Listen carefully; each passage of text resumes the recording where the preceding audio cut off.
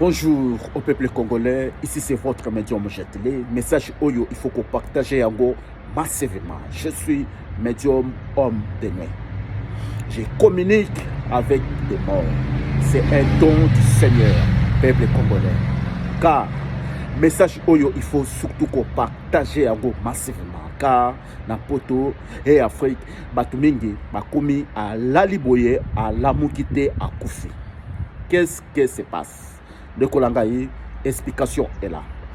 De Kolangaï, une femme ou un homme, ce qui chaque année au sali remité, de Kolangaï, kende na l'hôpital, kotali sanzotonayo, nzotonayo et commis, nzotonayo et commis pour kende na mort.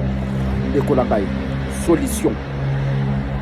Ce qui chaque année au sali rimité na nzoto na yo ezali danger, c'est que nzoto na yo est commis pour kende vers la mort. De Kolangay, vérité est là. Je suis un médium na bimakala butu de Kolangay qui s'iteme et ali don du Seigneur. De Kolangay, vérité est là. Nzoto ya mutu chaque année il faut et salarié. Nzoto ya moto et ali lokola révision voiture. Chaque année il faut nzoto et ça la kaba révision. Ce qui aux rim, c'est-à-dire nzoto nayo et ali à bonne forme. C'est-à-dire nzoto nayo et sali révision montaire. Nzoto nayo et zongi yasika chaque année. Rim c'est important na un homme ou une femme na un corps humain de Kolangaï. La vérité est là.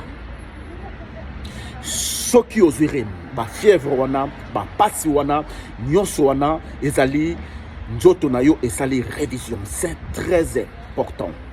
Nous chaque année, il faut que ça la rime une fois. C'est ça.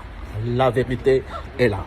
De Kolangaï vidéo oyo partager yango et ko sunga batu ebele. De Kolangaï, ce qui aux urines chaque année, une fois, c'est-à-dire Nzotonayo et aller en forme, en bonne santé. Il faut qu'on soit rime chaque année. Ici, c'est votre médium congolais. Ce qui a Nemobimba aux rimité, c'est-à-dire Nzotonayo et commis Kokende na kouf. De Kolangaï, oko lalaboye, o lamukite, o koufi. Kokamwate, poète signal yango wana ke wali na santé à la montée, il faut que kende ko mona médecin.